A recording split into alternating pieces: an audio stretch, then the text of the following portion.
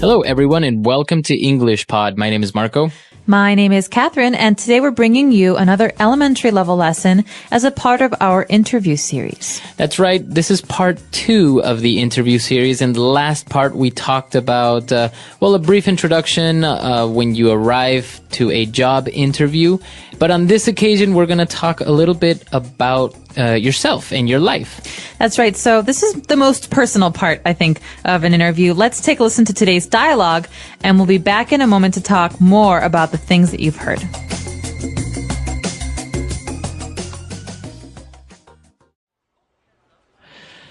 Now, Miss Childs passed on your resume to me, and I've had a chance to look it over. I must say, I'm quite impressed. Thank you very much. I've tried to keep it short and clear. If there are any questions, please feel free to ask me. Well, yes, I do have a number of questions, but perhaps first you could give me a brief overview. I'd like to get a little bit of an idea of your background. Yes, of course. Well, as you can see from the resume, I'm 27 and grew up in Brooklyn, New York, although our family moved to London when I was quite young, at around 16. Ah, I see. So you were actually educated in Europe? Yes, precisely. Although I was born in the US, I would definitely call London home. But as you see, I've actually spent a lot of my life moving from country to country. My father was in the oil business before he retired, so we also spent a number of years in Saudi Arabia too. Very interesting. So it seems you had quite an adventurous childhood. Absolutely. We were never still for too long, but now I'm really looking to settle down. I see.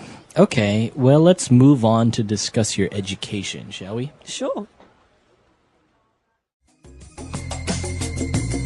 All right, we're back. So obviously this person had a very interesting life, and they used some pretty interesting words there. So why don't we take a look at 5 key words that we have prepared for you on Language Takeaway. Language takeaway. All right, so the first word that we have is right when Mr. Parsons talked to Miss Childs, and he said that he was very impressed with her resume. All right, so someone says, I'm impressed when they think that something that you did or something about you is very interesting or good or better than most people's.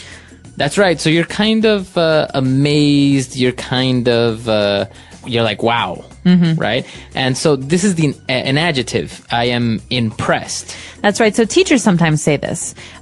Maybe when you do really, really, really well on a test, they say, hey, Marco, I'm really impressed. You got 99%.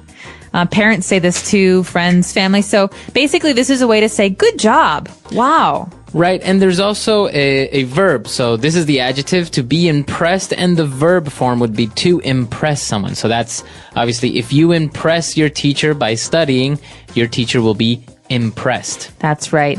And following that, Mr. Parson has some questions about Miss Child's background. That's right. He asked her for a brief overview of her background. So we have 2 interesting words there. An overview. What is an overview? An overview is like a summary. It's basically a way to ask for someone to give you a lot of information in very few words. That's right. So you don't really want too much details. You don't want somebody to tell you their life in detail. You just want a brief summary. Right. So not, I was born on August 11th in 1979 and I was, and then I went into this. And no, this is basic, simple, this is where I'm from. This is where I went to school, the end. And well, he wanted a brief overview of her background. What exactly is her background? Well, think about the word back. Okay. That means behind. Or in this case, background is your personal history.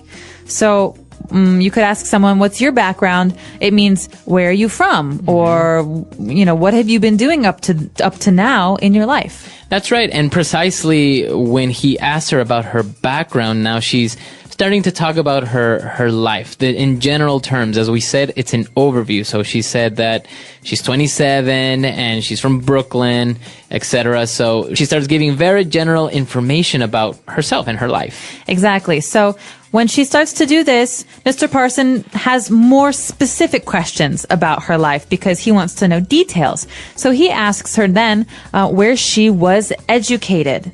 So this phrase, to be educated, is very important. That's right. So he's asking her, you studied in Europe. That's right. To be educated means to have someone teach you or to go to school somewhere. So, for example, I was educated in America. Where were you educated, Marco? I was educated in Chile. Wow. So you've been educated in a number of different places, right? At home and in a different country. Right. But you can also specify the university name, right? For example, I was educated at Harvard. Can you say that? You can. Or I was educated at a number of different schools. So you can say, I studied or I was educated. All right. And well, apparently she was moving around from Europe, United States. So Mr. Parsons says, wow, it seems that you had an adventurous childhood. Okay, this is a great adjective, adventurous. You can say a person is adventurous. So Marco is very adventurous. He likes to jump out of airplanes. But you can also say that an experience is adventurous, like moving around a lot as a child. Right. So I guess adventurous can go hand in hand with exciting or very interesting, full of emotion. That's right. Okay. Adventure, adventurous. So a person can be adventurous, and we actually had a lesson about this when we describe personalities. You can say someone is adventurous. Exactly. All right, very good. So 5 key words that we just took a look at. Why don't we go back, listen to the dialogue again, and we'll be back to talk a little bit more on Fluency Builder.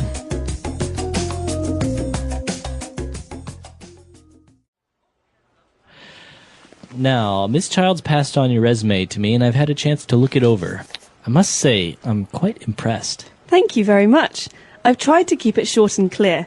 If there are any questions, please feel free to ask me. Well, yes, I do have a number of questions, but perhaps first you could give me a brief overview. I'd like to get a little bit of an idea of your background. Yes, of course.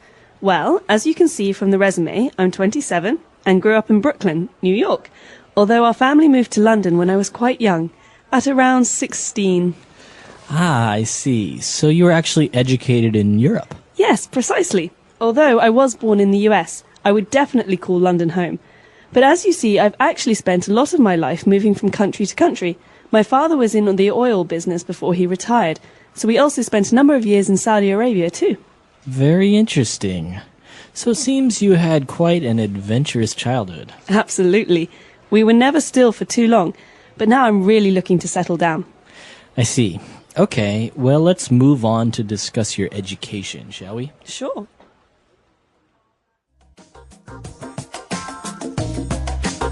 All right, we're back. So we have 4 phrases for you on Fluency Builder prepared, and let's start on with the first one. Fluency Builder. Okay, so at the very beginning, Mr. Parsons is continuing what he was saying in our first part. So Mr. Parsons is talking about Rebecca's resume, and he says, the secretary, she passed it on to me. So this verb, to pass on, this is really important. What does this mean? Well, the secretary, Miss Childs, passed on Rebecca's resume. That basically means Miss Childs received it, and she didn't keep it. She passed it on, or she gave it to another person, in this case, Mr. Parsons. Okay, so this shows that something doesn't stay with one person, like you said, Marco, but it moves from one person to another person. So, for example, my mother told me to pass this message on to you. The message is not for me, it's for you. I think also with physical traits, like maybe if your mother had green eyes, you can maybe say, my mom passed on her eye color onto me. That's right. So you got it from her. All right. So that's what happened with the resume. And he said, well, she passed it on, and I've had the chance to look it over.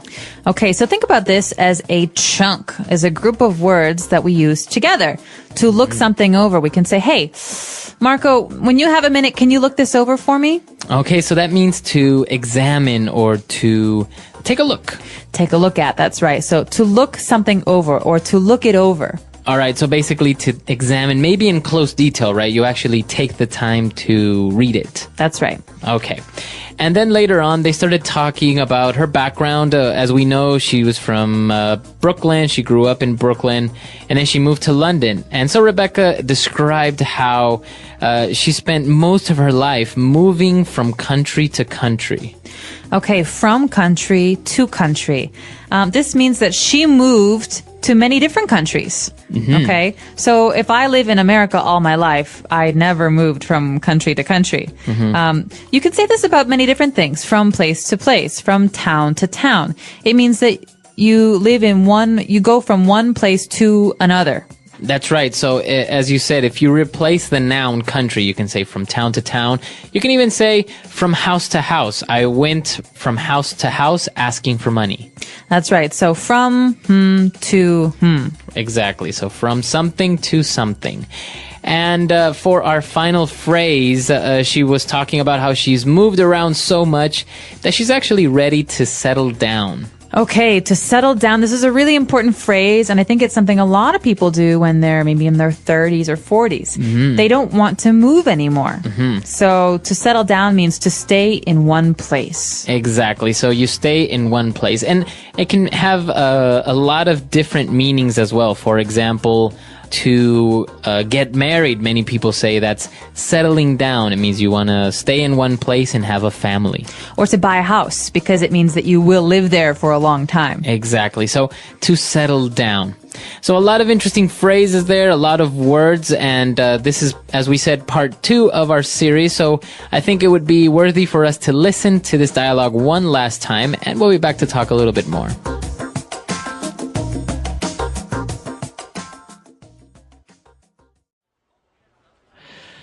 Now, Miss Childs passed on your resume to me, and I've had a chance to look it over. I must say, I'm quite impressed. Thank you very much. I've tried to keep it short and clear. If there are any questions, please feel free to ask me. Well, yes, I do have a number of questions, but perhaps first you could give me a brief overview. I'd like to get a little bit of an idea of your background. Yes, of course. Well, as you can see from the resume, I'm 27 and grew up in Brooklyn, New York, although our family moved to London when I was quite young, at around 16. Ah, I see. So you were actually educated in Europe? Yes, precisely. Although I was born in the US, I would definitely call London home. But as you see, I've actually spent a lot of my life moving from country to country. My father was in the oil business before he retired, so we also spent a number of years in Saudi Arabia too. Very interesting.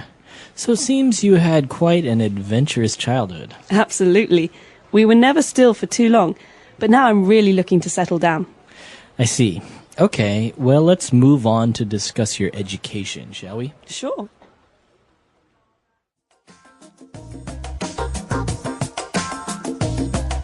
All right, we're back. So this is part 2 of a 10-part series of the interviews.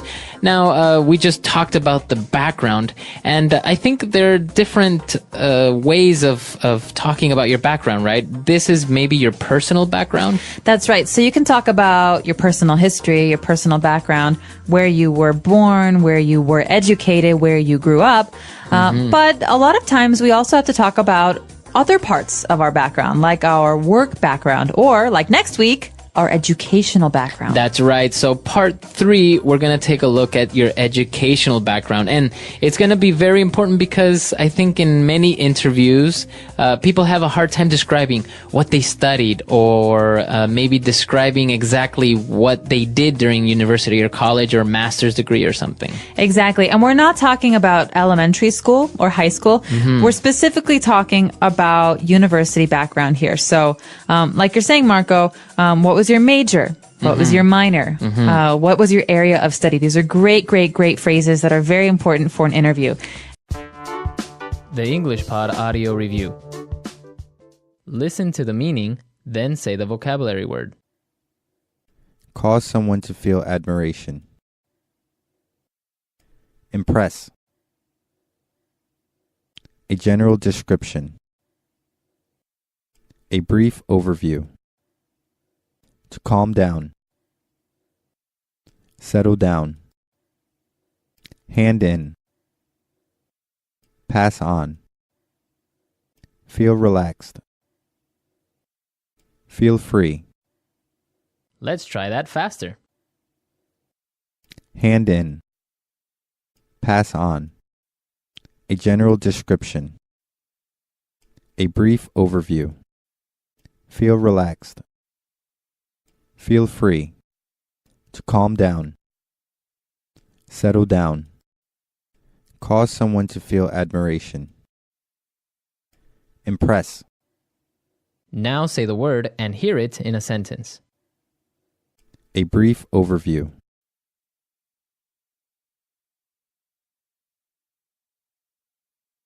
George, would you give us a brief overview of what the marketing team has been working on this week? A brief overview.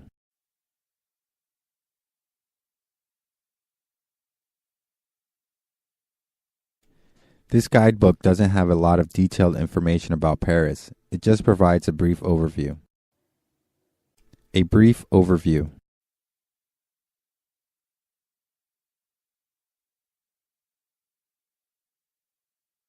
Before we talk about the specific job description, let me give you a brief overview of what we do here at ABC Corporation. Impress.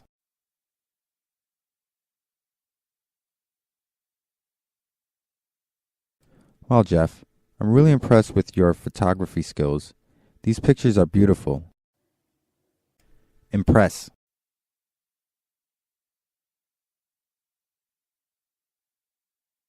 On my first trip to Hong Kong, I was really impressed with the efficiency of the subway system.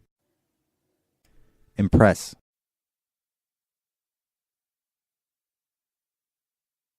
Good job with that sales meeting, Ellen. I think the client was really impressed. Pass on.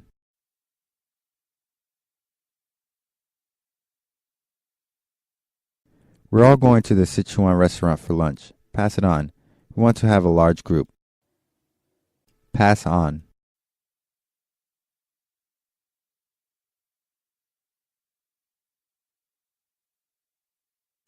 Linda, after you add the most recent QC figures to the report, please pass it on to Mr. Wang. Pass on.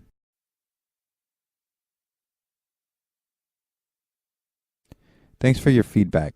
I'll pass your suggestions on to the design team. Feel free. Excuse me, may I use your bathroom? Oh, please, feel free. Feel free. Welcome to our art gallery. Feel free to look around. Feel free.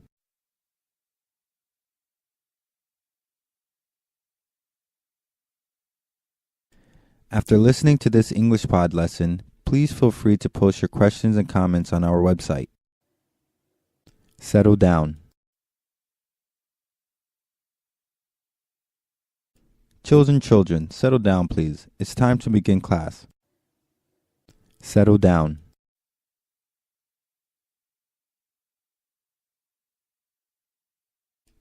He was something of a playboy in the past, but now he's ready to get married and settle down. Settle down.